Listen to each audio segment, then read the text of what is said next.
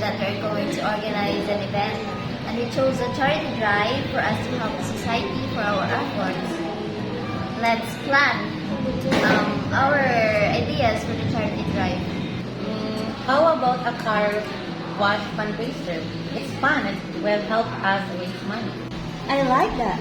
We can also have a bake sale so people have more ways to donate. And we shouldn't forget the raffle. We can ask local businesses to donate prizes to make it more exciting. Great ideas. Before we assign tasks, we need to decide who we're helping. We could support the homeless or fund environmental projects, but since it's Women's Month, maybe we should focus on a cause that gives the occasion. I agree.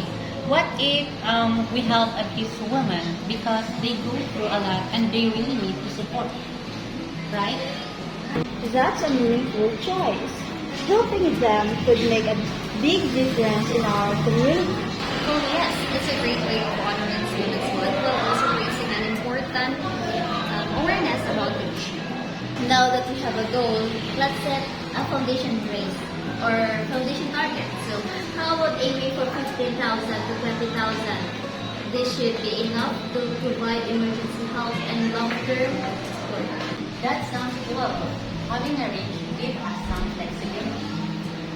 We should also plan to have around 20 people involved, volunteers, donors, and community members to keep things well organized. That's a good number. A smaller dedicated team will make it easier to manage up. Perfect. Now let's divide the task. Carly, you lead the car wash team. Rumila, you'll organize the bake sale, and Aubrey, you'll handle the raffle. I'll take care of promotion and overall plan. Sounds like a plan. Well, we should also set a timeline when everything should be done. Yes, so let's try to have everything ready in 2 weeks so that we can start promoting the event. I agree. We can meet again next week to check on our progress and make changes if needed. Great job, everyone. I'm excited to see this come to life. Let's work hard to reach our 15 to 20,000 goal and make our